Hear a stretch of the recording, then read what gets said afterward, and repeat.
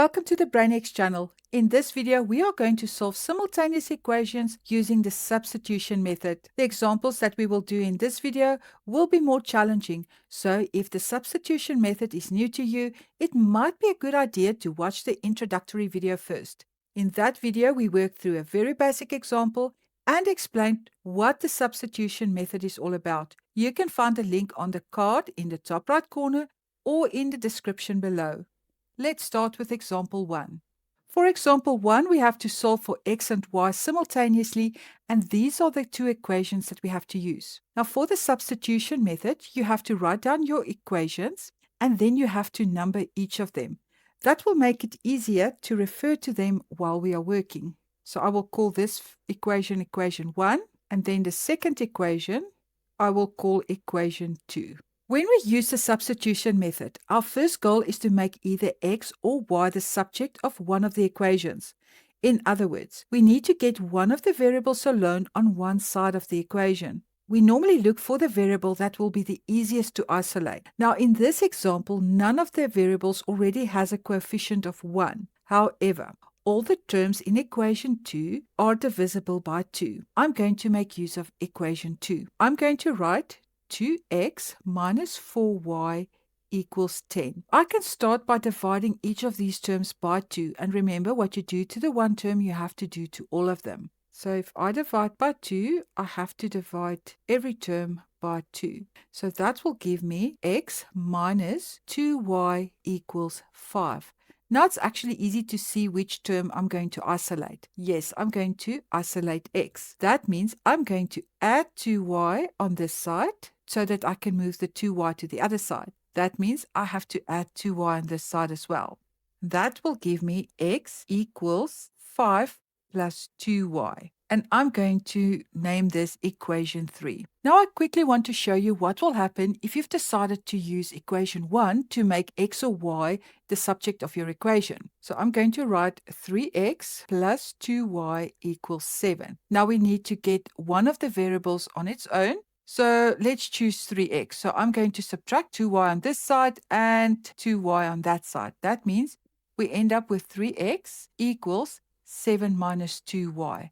But we still need to divide by 3 to isolate this x. So divide it by 3, and what you do on the one side, you have to do on the other side and to each of the terms, like that. So I will end up with x equals 7 over 3 minus 2y over 3. And you can write it as 7 minus 2y over 3. So there's nothing wrong with this. It will just make it so much more difficult when you substitute back into one of these equations. I hope it makes sense that this is so much easier to substitute than to substitute a fraction like this. So now that I have a value for x, I'm going to substitute this equation 3 into the equation that we did not use. And I did not use equation 1. So I'm going to write substitute 3 into 1.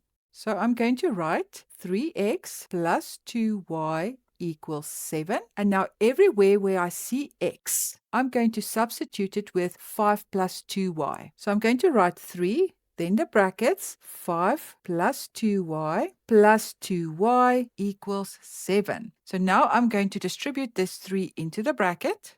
That is 3 times 5 is 15 plus 3 times 2y is 6y, and then we just copy the rest of this equation equals 7. Now this is a normal linear equation, so I'm going to combine these two terms, and I'm going to keep it on the left-hand side, and I'm going to move this 15 to the other side. So I'm going to subtract 15 from this side and 15 from that side. So 6y plus 2y is 8y, and that equals to 7 minus 15 is minus 8 or negative 8. And then the last thing that you have to do is to divide by 8, because here y is multiplied by 8 and the inverse operation is division. So I'm dividing by 8 as well. That gives you y equals negative 1. And I'm going to call this equation 4.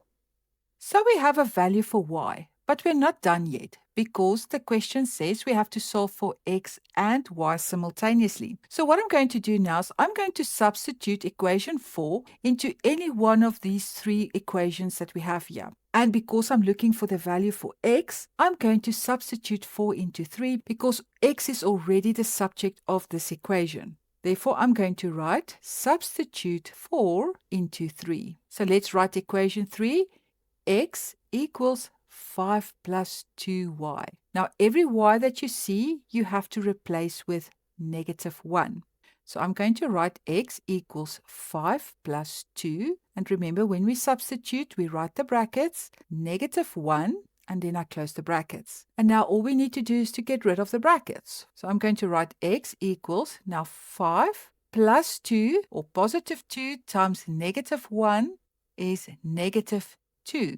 And that gives us x equals 3. So our final answer is x equals 3 and y equals negative 1. So let's move on to the second and final example for this video. Again, for the substitution method, I'm going to write down my equations and I'm going to number each of them so it's easy to refer to them while we are working. Once again, for the substitution method, our first goal is to make either x or y the subject of one of the equations. And this time, equation 1 contains y with a coefficient of 1. So that will make y the easiest to isolate. So I'm going to write 2x plus y equals 7. So what I'm going to do now is to subtract 2x from this side and from that side. And that will give me y equals 7 minus 2x. So can you see I've isolated y? That means y is the subject of my equation. So I'm ready to move on to the next step. And before I do that, I'm going to call this equation 3. So the next step is to substitute equation 3 into the equation that I didn't use. So that means I'm going to substitute it into equation 2. So let's write substitute 3 into 2. So I'm going to write 6x plus 4y equals 24. So substitution means whenever I see a y in my equation, I'm going to substitute it with this expression, 7 minus 2x. So I've got 6x plus 4, and now instead of writing y, I'm going to write 7 minus 2x in brackets, and then I'm just going to complete the equation. Next step is to distribute this 4 into the bracket. Therefore, I'm going to write 6x plus, now 4 times 7 is 28, and 4 times negative 2x is negative 8x equals 24. Now, because this is a linear equation, I'm going to keep all my x terms on the one side, and I'm going to move all the other terms to the other side. And in the same process, I'm going to combine these x terms. So 6x minus 8x is negative 2x equals, and remember, I'm subtracting 28 from this side, so I have to subtract 28 from this side as well. So 24 minus 28 is negative 4. Now this x is multiplied by negative 2, and to get rid of this negative 2, I have to divide by negative 2. Again, what you do on the one side, you have to do on the other side. So I'm just going to carry on here. That means x equals 2. And I'm going to call this equation 4. So we have a value for x, which is 2, but we are not done yet because we have to solve for x and for y simultaneously.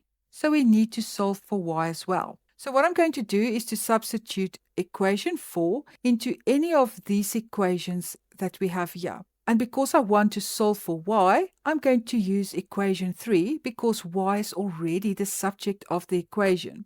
Therefore, I'm going to write substitute 4 into 3.